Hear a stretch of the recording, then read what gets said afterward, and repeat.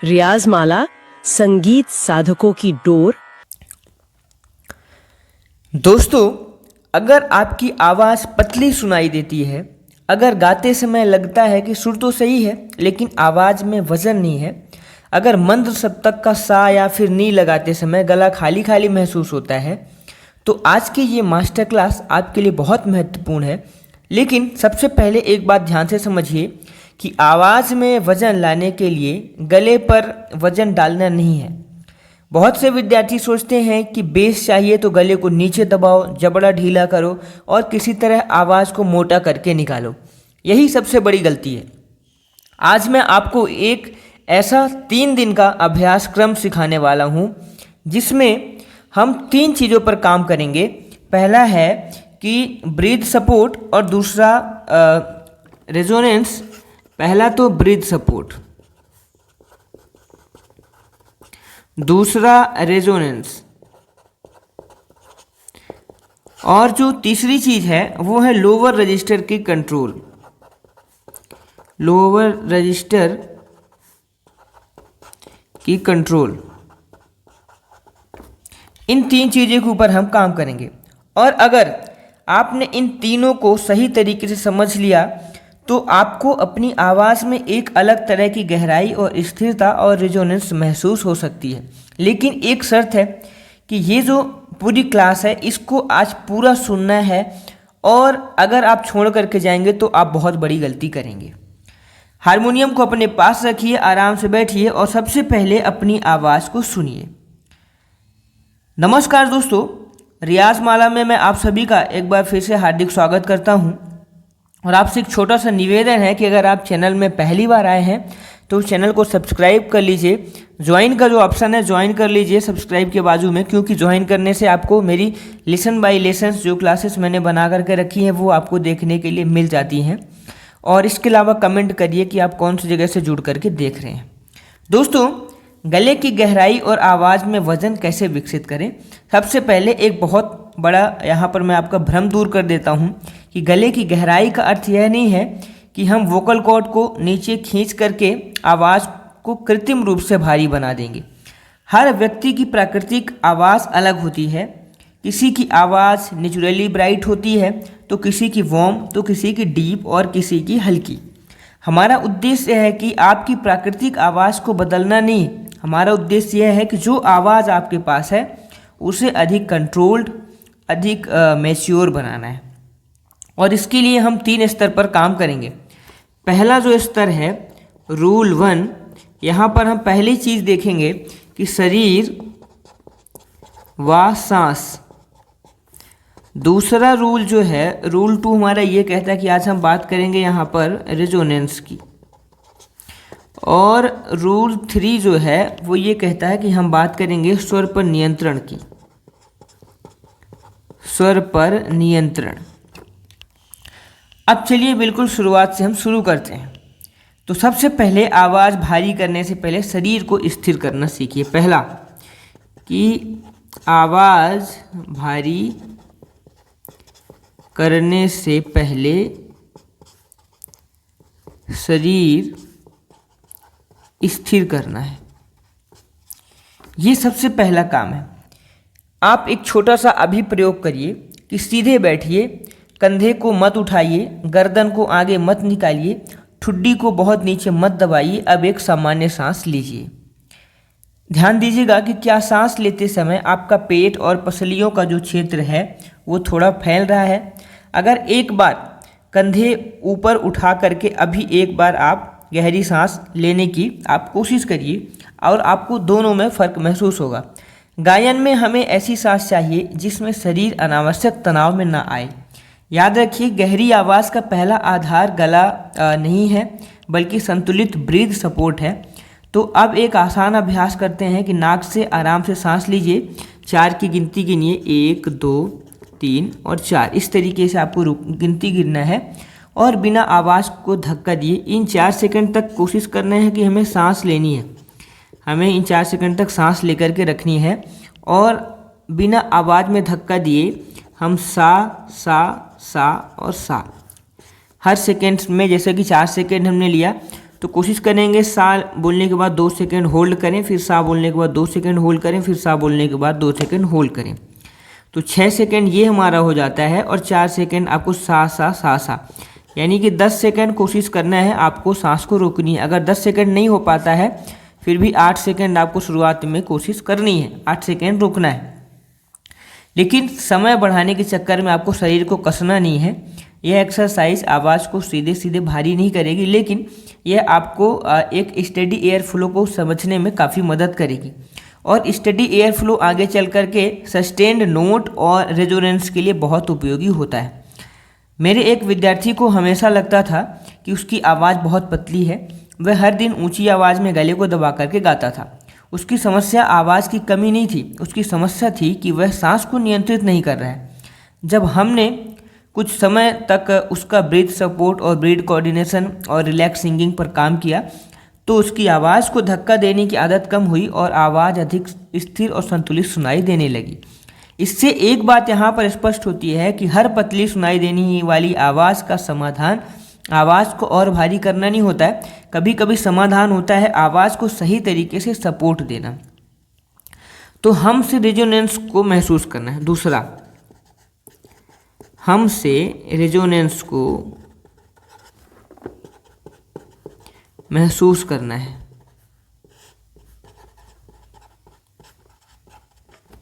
अब दोस्तों, सबसे महत्वपूर्ण अभ्यास पर हम आते हैं कि हारमोनियम पर अपना कंफर्टेबल आप स्केल चुनिए। जो भी आपका स्केल है, आप जिस भी स्केल से सा लगाते हैं, अब अपनी पिच के अनुसार इस सा के ऊपर आपको मैं एक चीज़ बताता हूँ कि पुरुष विद्यार्थी उदाहरण के लिए आप कंफर्टेबल स्केल से सा लें और महिला विद्यार्थी अपनी सुविधा के अनुसार सा लें। स्केल किसी दूसरे गायक की आवाज़ देख करके तय नहीं करना है। अब बिना दबाव के बोलना है हम। क्या बोलना है? हमिंग, जिसको हम हमिंग बोलते हैं। आपको हम बोलना है, होंठ बंद, जबड़ा ढीला, गला आराम में और संतुलित। आवाज़ जो है वो बिल्कुल तेज नहीं होनी चाहिए, संतुलित आवाज़ में। ध्यान दीजिए कि क्या आपको होठों, नाक के आसपास या चेहरे के आगे हल्का वाइब्रेशन महसूस हो रहा है। इसी सस्टेशन को हम रेजोनेंस की दिशा में समझ सकते हैं।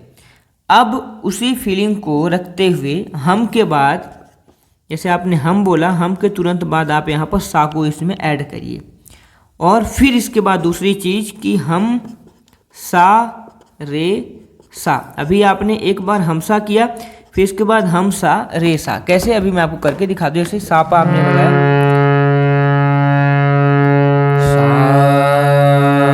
अब यहाँ पर हम बोलना है और दूसरी बार हम और सा। हम सा, हम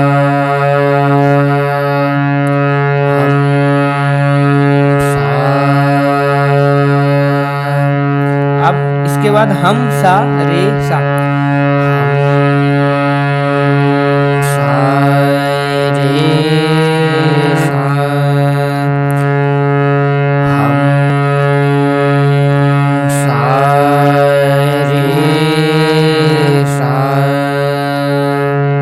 इस तरीके से आपको ये दो चीज़ को अभ्यास करना है, पहला और ये दूसरा। इन दो चीज़ों को आपको यहाँ पर अभ्यास करना, बहुत धीरे अभ्यास करना है। हमारा उद्देश्य आवाज़ को भारी बनाना नहीं है, हमारा उद्देश्य है कि स्वर शरीर में कहीं अटकने के बजाय एक बैलेंस्ड रेजोनेंस के साथ बाहर आना चाहिए। मैं आपको 3 तरीके बताता हूँ।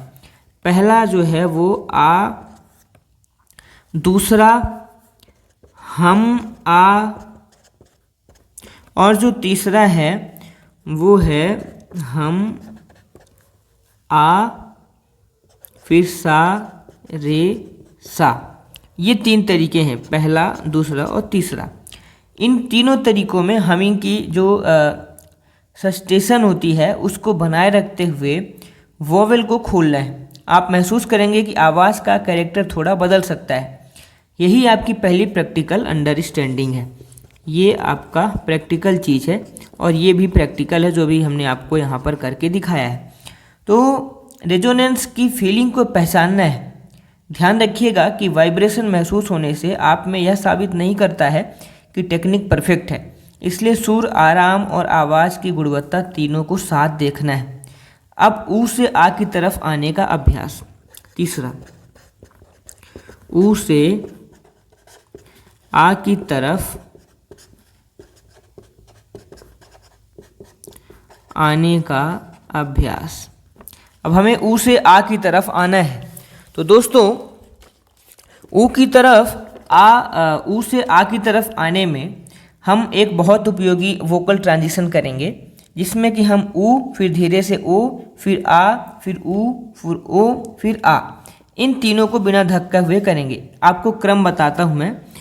पहले हमें ऊ, फिर ऊ के बाद हमें करना है ओ, फिर ओ के बाद हम फिर आएंगे आ, फिर हम आएंगे ऊ, फिर हम करेंगे ओ, और फिर हम करेंगे आ।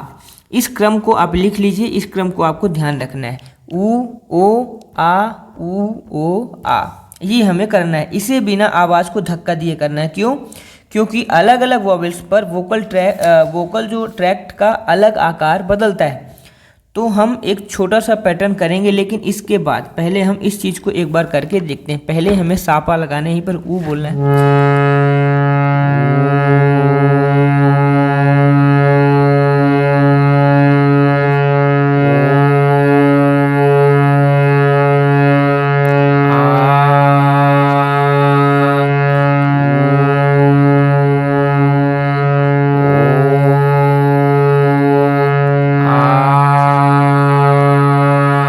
ऐसे आपको बोलना है। ध्यान दीजिएगा, आप हर सुर को अपनी एक परफेक्ट सांस, जितनी देर तक आप संतुलित सांस को रोक सकते हैं तब तक इसको बोल कर करना है।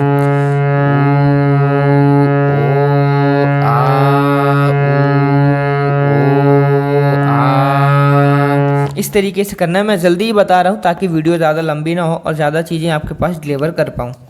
अब छोटा सा पैटर्न जो हमने आपको बताया वो है ऊ, ओ और आ। एक पैटर्न ये है। दूसरा ऊ, ओ, आ, ओ, ऊ, ओ, आ, ऊ, ओ, ऊ, ये आपका दूसरा पैटर्न बनता है। इन दोनों पैटर्न में भी आपको अभ्यास करना है और आराम से करना है। अब इसे अपने सा पर सेट करें। जैसे कि ऊ में आपको सा बोलना है, ओ में सा बोलना है, आ में सा बोलना है। हर जगह आपको सा के ऊपर ही बस आ, ओ, ऊ ये बोलना है। फिर सारे गा रे सा, आखिरी में सा रे गा रे सा। जब आपका ये ख़त्म हो जाए, 3-4 पैटर्न जब आप इसको 2 बार 3 बार कर लें, उसके बाद फिर सारे गा रे सा से इस चीज़ को ख़त्म करना है।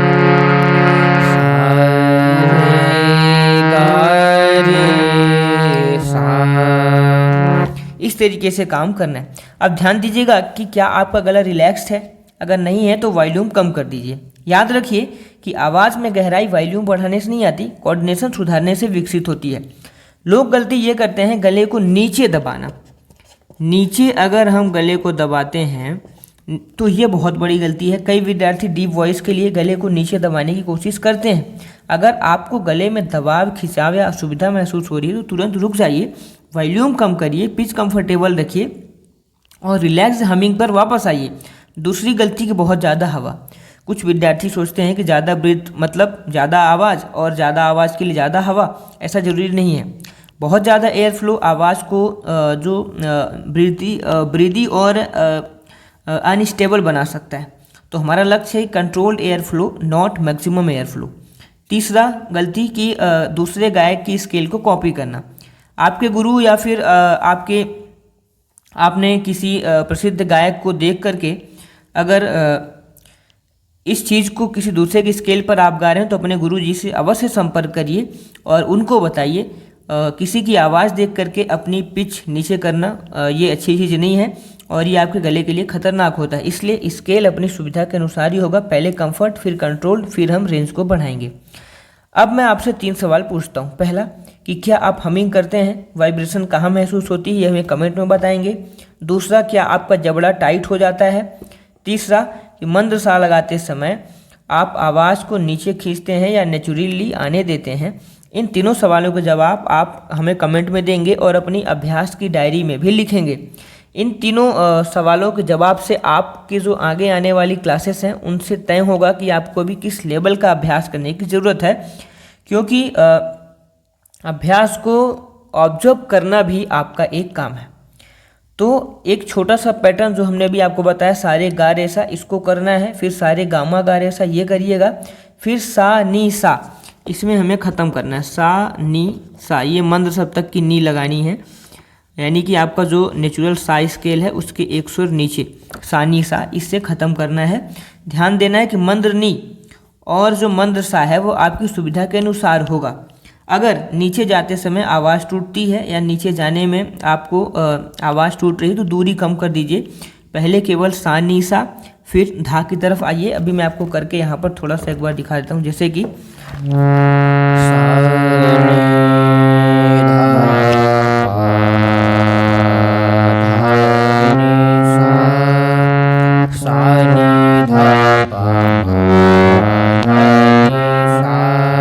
अगर आप यहाँ तक आने में दिक्कत है अगर आपको, तो आप केवल नी धा यहाँ तक, जहाँ तक आप कंफर्ट लगे वहाँ तक मंत्र के सुर में आइए।